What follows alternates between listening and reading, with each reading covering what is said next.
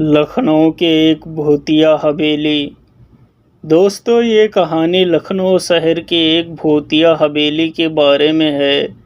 ये हवेली राजा महाराजा के समय में बनाई गई थी, लेकिन पिछले 27 सालों से इस हवेली में आज तक कोई भी रहने के लिए नहीं गया।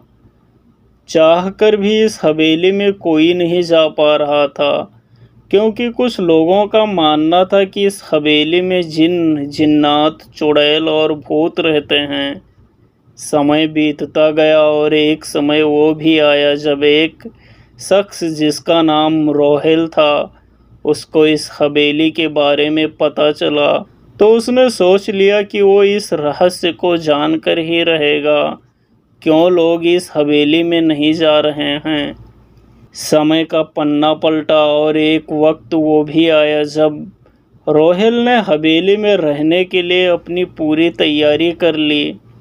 जब उसने हवेली के अंदर जाने के लिए अपने पैर आगे बढ़ाए, तो दरवाजे पे किसी अनजान शख्स ने उसे रोक लिया और नज़दीक आकर बोला, "कौन हो आप और किधर जा रहे हो?" रोहेल ने जवाब देने के बजाय उससे सवाल किया, "आप कौन हैं?" "मेरा नाम सईद है," आने वाले शख्स ने बताया और कहा, "मैं यहीं पास में ही रहता हूँ।" रोहेल ने अपना सिर हाँ में हिलाया और कहा, "हमने सुना है कि ये हवेली एक भूतिया हवेली है और इसके अंदर कोई नहीं जा सकता, इसलिए मैंने इस हवेली के अंदर एक दिन रुकने का फैसला किया है।" सईद ने कहा, "आपने बिल्कुल सच सुना है। इस हवेली के अंदर जाना मौत को गले लगाने जैसा है, इसलिए आप हमारी बात मानकर हमारे साथ वापस लौट चलें।" ये सुनकर रोहिल खुशी के मारे हंसने लगा। सईद उसको खुश होता देखकर बोला, "आप क्यों खुश हो रहे हो? आपको तो भूतों का नाम सुनकर डर लगना चाहिए।" रोहेल ने कहा, "मैं इसलिए खुश हो रहा हूँ क्योंकि मुझे भूत प्रेत में काफ़ी दिलचस्पी है।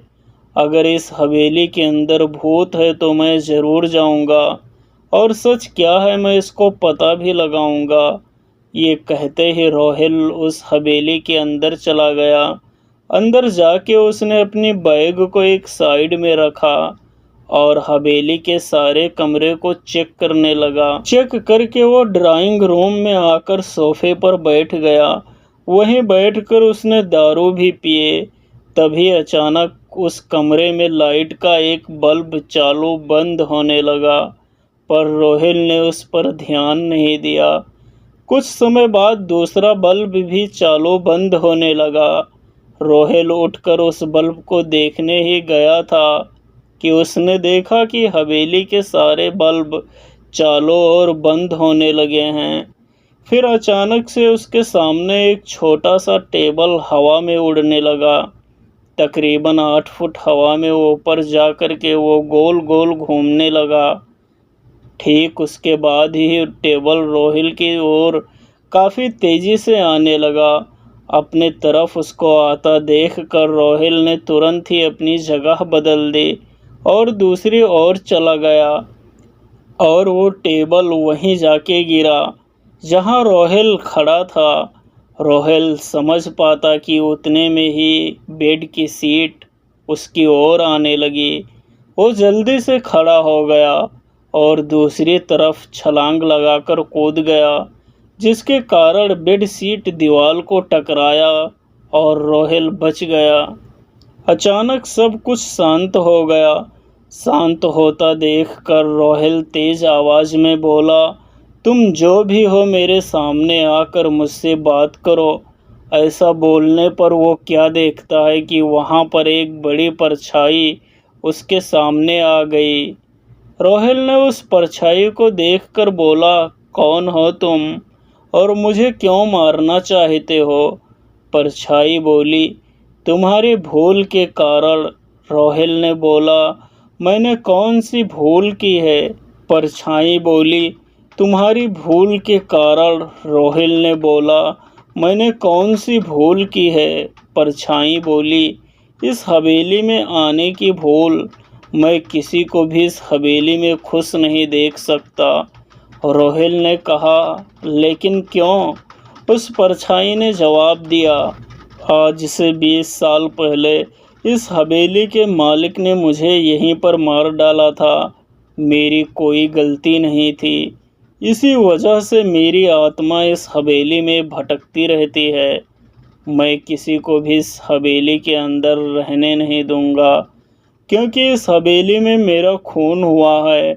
इस हवेली में जो भी रहने के लिए आएगा, मैं उसको मार दूंगा। रोहिल ने कहा, मैं तुम्हें तुम्हारी असली रूप में देखना चाहता हूँ। परछाई ने कहा, मैं तुम्हें मारने से पहले तुम्हारी ये इच्छा अवश्य पूरी करूँगा। और उस परछाई ने एक भयानक दरमियाना रूप ले लिया। उसका चेहरा इतना भयानक था कि रोहिल भी एक पल के लिए डर गया था, लेकिन दूसरे ही पल में उसने अपने आप पर काबू पा लिया। बाद में इसने अपने जेब में से एक सफ़ेद पाउडर निकाला और उस भूत के ऊपर फेंक दिया। भूत के ऊपर पाउडर पड़ते ही वो जलने लगा। बड़ी बड़ी आग की ज्वाला उठने लगी। वो बहुत ही ज़ोर ज़ोर से चिल्लाने लगा और बाद में पूरी तरह से जलकर खाक हो गया। उसके बाद रोहिल ने चैन से सांस लिया और उस हवेली के अंदर ही सो गया। दूसरे दिन सुबह तड़के जब रोहिल को सही सलामत हवेली से बाहर आते देखा, तब सईद को आश्चर्य हुआ। सईद ने रोहिल से पूछा, तुम कैसे जिंदा हो? तब रोहिल ने सईद को कल रात को हुई पूरी घटना को बताया और बोला, अब ये हवेली भूतिया हवेली नहीं रही। दोस्तों, आपको ये कहानी लखनऊ के एक भूतिया हवेली कैसे लगी? प्लीज़ हमें कमेंट करके ज़रूर बताइए। हम उम्मीद करते हैं आपसे कि कहानी आपको पसंद आई होगी। अगर वीडियो पसंद आया हो तो एक लाइक और हमारे चैनल को सब्सक्राइब करके बेल आइकॉन की घंटी को ज़रूर दबा दें, ताकि आने वाली हर एक वीडियो आप तक सबसे पहले पहुंच सके। आप अपना खूब सारा ख्याल रखकर हंसते और मुस्कुराते रहिए। Thanks for watching this video.